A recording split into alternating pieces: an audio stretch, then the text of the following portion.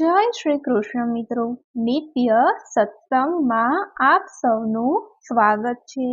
આજે આપણે સાંભળીશું પવિત્ર શ્રાવણ માસના પ્રથમ સોમવારથી શરૂ થતું વ્રત ભાખરિયા સોમવારનું વ્રત કથા વિધિ મહાત્મય।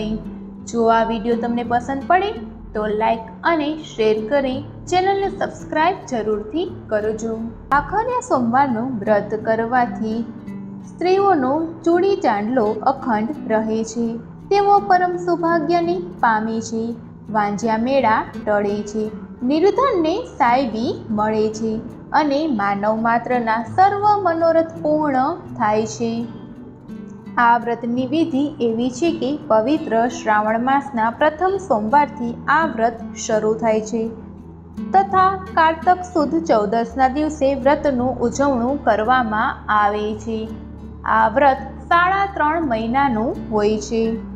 વ્રત કરનારે લીલા રંગના વસ્ત્રોનો ત્યાગ કરવો જોઈએ, એટલે કે જે દિવસે વ્રત હોય તે દિવસે લીલા રંગના વસ્ત્રો ન પહેરવા જોઈએ। લીલા કઠોળ, લીલા શાક કે લીલા રંગની કોઈ પણ વસ્તુ ભોજનમાં પણ ન લેવી જોઈએ। પ્રાતઃકાળે સૂર્યોદય પહેલા સ્નાનાદિથી પરવારી શિવના મંદિરે જઈ 5, 3 કે 7 બેલીપત્રથી ભગવાન શિવનું પૂજન કરવું જોઈએ તથા મા પાર્વતી અને ગણેશજીની પૂજા પણ કરવી જોઈએ। ભાખરિયા સોમવારની વાર્તા કહેવી અથવા સાંભળવી જોઈએ, પછી જ એકટાણું કરવું જોઈએ। આ વ્રતમાં 5 ભાખરી બનાવવામાં આવે છે। એક ભાખરીનું ભગવાનને નૈવેદ્ય ધરાવવું જોઈએ, 2 રમતા બાળકોને આપવી અને 2 ભાખરીને પ્રસાદ રૂપે આરોગવી જોઈએ। નૈવેદ્યમાં મૂકેલી ભાખરી ગાયને ખવડાવવી જોઈએ, પછી પ્રેમે કરીને ગાયનું પૂજન કરવું જોઈએ તથા જળ કોઈ પવિત્ર વૃક્ષને ચડાવવું જોઈએ। પૂર્ણ ભક્તિભાવ અને પૂર્ણ શ્રદ્ધાથી શિવજીનું આ વ્રત કર્યા પછી કારતક સુદ ચૌદસના દિવસે વ્રતનું ઉજવણું કરવું જોઈએ।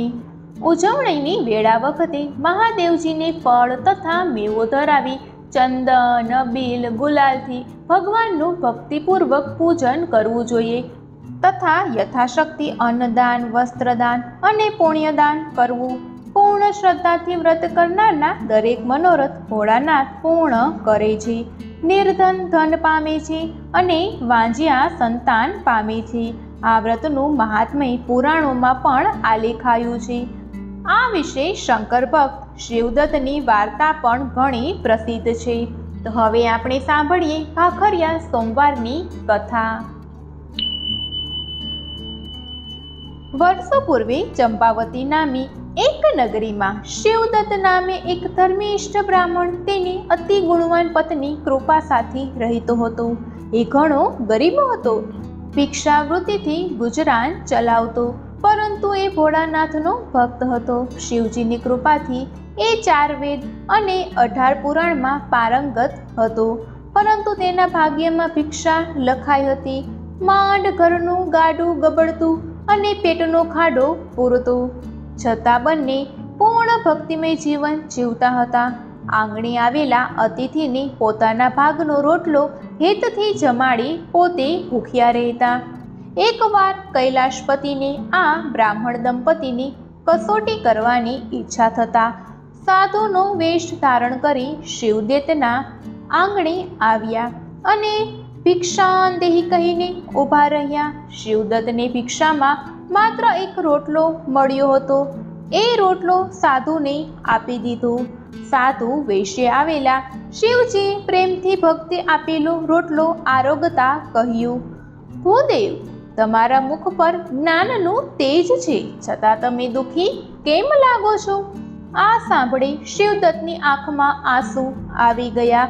ગડગડ અવાજે એ બોલ્યો, મહારાજ, મારી પાસે જ્ઞાનનો ભંડાર છે, ભક્તિનું ભાથું છે, પણ અન્નદેવ મારા પર રીઝતા નથી।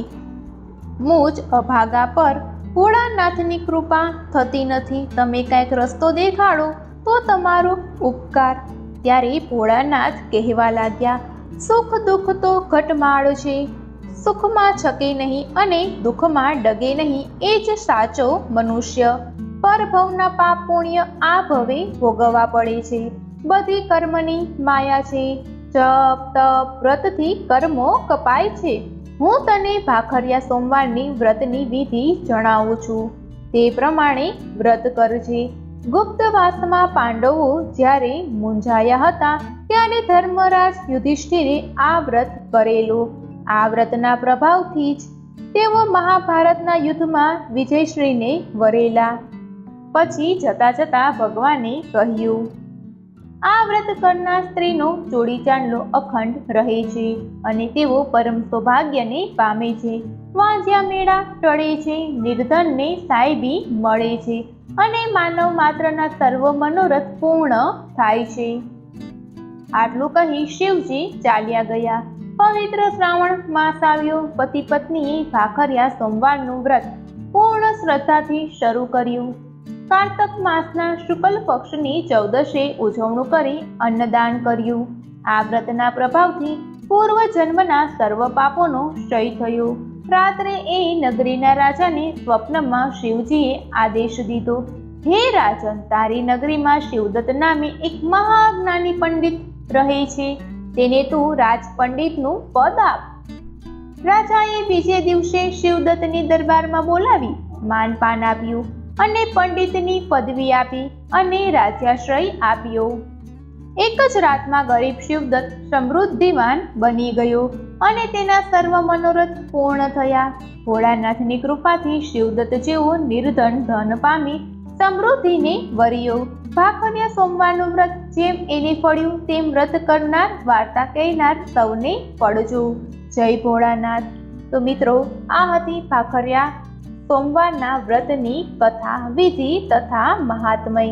જો આ વિડીયો તમને પસંદ પડ્યો હોય તો લાઈક અને શેર કરી ચેનલને સબસ્ક્રાઇબ જરૂરથી કરજો. જય શ્રી કૃષ્ણ.